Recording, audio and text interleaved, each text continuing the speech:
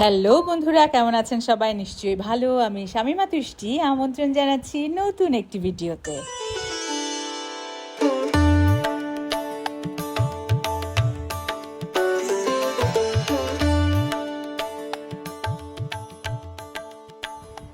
বেশ কিছুদিন আগে আমি একটা দাওয়াতে গিয়েছিলাম।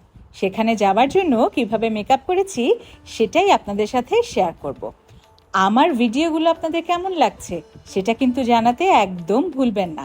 কমেন্ট করে জানিয়ে দেবেন। খারাপ লাগুক কিংবা ভালো লাগুক, যেটাই আপনার মনে আসে সেটা কিন্তু এক কলাম অবশ্যই লিখে যাবেন। চলুন তাহলে আর কথা না বাড়িয়ে মেকআপ শুরু করা যাক। আমি কিন্তু খুবই ট্রেডিশনাল ওয়েতে মেকআপ করি এবং চেষ্টা করি খুবই ঝটপট মেকআপ করে রেডি হতে।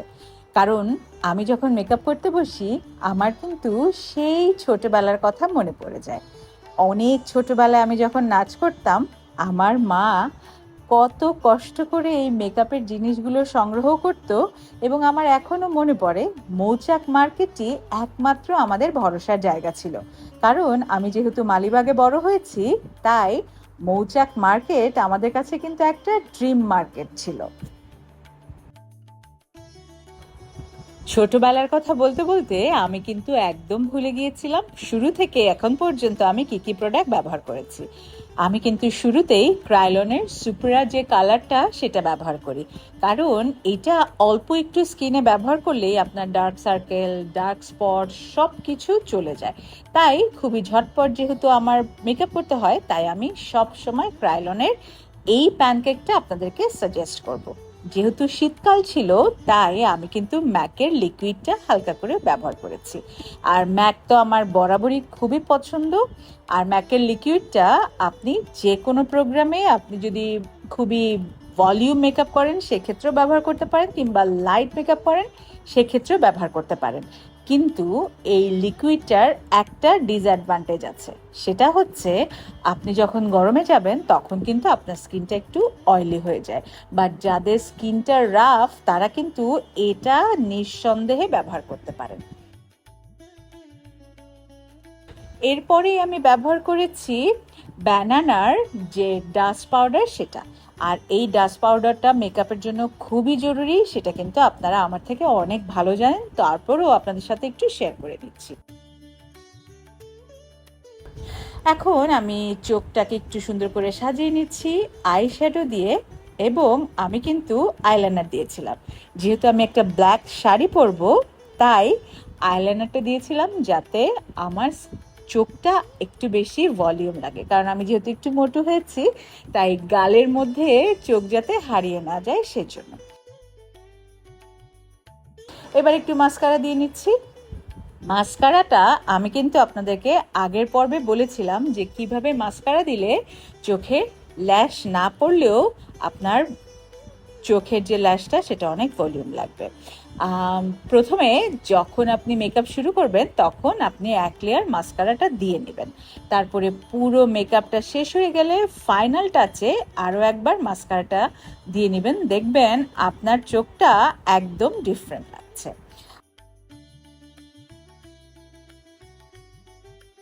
আমি কিন্তু মেকআপ প্রায় ডান করে ফেলেছি। এবারে একটু ফিনিশিং টাচ দেওয়ার পালা। আমি এবার ম্যাকের যে স্টুডিও ফিক্স সেটা দিয়ে আমি একটু ফাইনাল টাচ দিয়ে নিচ্ছি। এবারে গালটা একটু কেটে নিব, বিকজ আমি যেহেতু একটু মোটো আর আমি ছোটোবেলা থেকে অনেক বেশি গাল কাটি, এবং মেকআপের যারা আমার মেকআপ করতো শুটিংয়ের সময় তারা কিন্তু প্রায়ই আমার সাথে খুবই দুষ্টামি করতো যে দা বটি নিয়ে আসতে হবে গাল কাটতে কাটতে। এই কন্টুরিংটা আমি নিয়েছিলাম ব্যাংকক থেকে। এটা কিন্তু খুবই দুর্দান্ত, কারণ এটা যখন আমি অ্যাপ্লাই করি আমার স্কিনে তখন এটা আলাদা কোনো শেড হয়ে থাকে না, একদম ন্যাচারাল একটা টোন দেয়। এই যে আপনারা দেখতে পাচ্ছেন, আমি যখন একদম ব্লেন্ড করে বসিয়ে ফেলবো মনেই হবে না যে আমি গালটা কেটেছি। যাই হোক, আপনারা তো আমার থেকে অনেক ভালো মেকআপ করতে পারেন। আপনারা আপনাদের মেকআপে কি কি ব্যবহার করেন সেটা কিন্তু আমাকে লিখে জানাতে পারেন, এবং আপনাদের মেকআপের ছবিগুলো আমাকে ট্যাগ করতে পারেন। এবারে ব্লাশনের পালা। আমি ম্যাকের ব্লাশনটাও ব্যবহার করি, কিংবা ববি ব্রাউনের মেকআপের যে ব্লাশনটা আছে সেটাও ব্যবহার করি। এবং পিচমি যে কালারটা, সেটা আমার সবসময় খুব পছন্দ, কারণ খুবই একটা ন্যাচারাল অ্যান্ড এলিগ্যান্ট একটা পিঙ্কিশ কালার আসে। আর পিঙ্ক সেটা তো আমার বরাবরই অনেক পছন্দ। আমার মেকআপ কিন্তু অলমোস্ট ডান। এবারে আমি আইব্রোসটাকে লক করে নিচ্ছি। এবারে লিপস্টিক, যেহেতু আমি একটু ডার্ক কালারের একটা শাড়ি পরবো এবং রাতের বেলা আমার দাওয়াত, তাই লিপস্টিকটা আমি একটু ডার্কিশ টোনেই রেখেছি। যাই হোক, এই যে আমি একটা কালো টিপ পরে আমার মেকআপটা ডান করে ফেলেছি, চোখের উপরটা আপনাদের সাথে একটু শেয়ার করে নিচ্ছি। আর এই হলো আমার শাড়ি আর গহনা। আমাকে যে ফাইনাল লুকে কেমন লেগেছে সেটা আপনাদের সাথে শেয়ার করে নিই।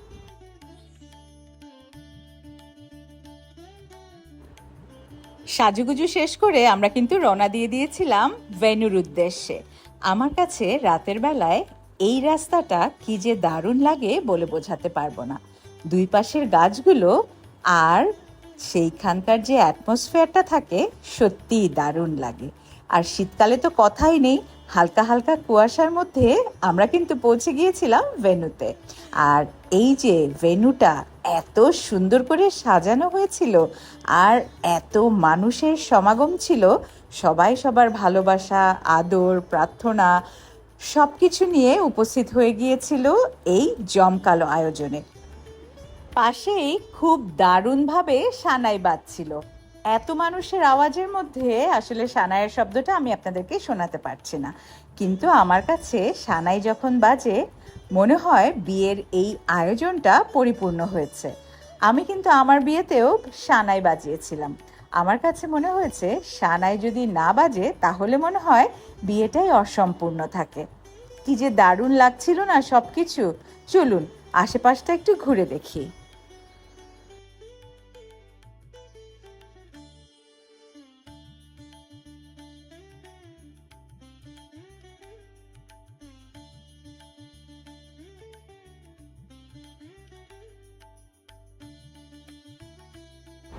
প্রচুর মানুষের মাঝে অনেক পরিচিত মুখ ছিল। সবার সাথে দেখা সাক্ষাৎ করে আমাদের এবারে খাবারের পালা। খাবার দাবার শেষ করে বর কনের সাথে যদি ছবি তোলা না হয় তাহলে তো অনুষ্ঠানই সম্পূর্ণ হবে না। বর আর কনের সাথে ছবি তুলে নিজের কতগুলো সুন্দর সুন্দর ছবি তুলে বাড়ি ফেরার পালা।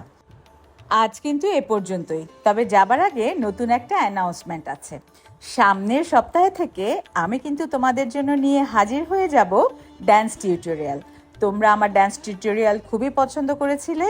কোন কোন ড্যান্স টিউটোরিয়াল দেখতে চাও এবং কারা কারা জয়েন করতে চাও সেটা কিন্তু কমেন্ট করে জানাতে একদম ভুলবে না। আজ এ পর্যন্তই, বাই।